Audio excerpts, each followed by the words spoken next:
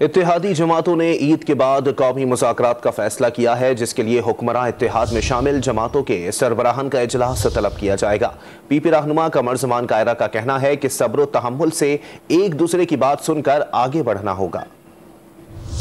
वजीर आजम शहबाज शरीफ की ज़ेरे सदारत आला सतह का इजलास हुआ, जिसमें पार्लियामेंट के अंदर और बाहर मौजूद तमाम सियासी जमातों के साथ शुरू किए गए मुशावरती अमल को आगे बढ़ाने का फैसला किया गया। इजलास के शुरुका का कहना था कि सियासतदानों की हैसियत से किसी के साथ मुज़ाकरात के दरवाजे कभी बंद नहीं किए। इत्तेहादी हुकूमत बामानी, संजीदा और आईनी दायरे कार में मुज़ाकरात के लिए अपनी ख्वाहिश का इजहार कर चुकी है। पीपल्स पार्टी के रहनुमा कमर ज़मान कायरा ने कहा कि कोई सियासी जमात मुज़ाकरात से मसाइल के हल के खिलाफ नहीं।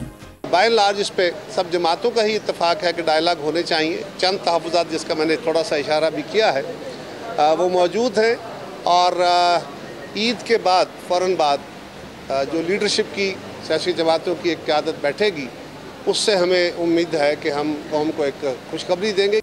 हुकूमती इत्तेहाद में शामिल जमात JUI ने PTI से मुज़ाकरात की सख्त मुखालफत की है, जिस पर साबिक सदर आसिफ जरदारी का कहना है कि हुकूमती इत्तेहाद एक मौक़िफ़ पर आ जाए, उसके बाद सियासी मुखालफिन से भी बातचीत करेंगे।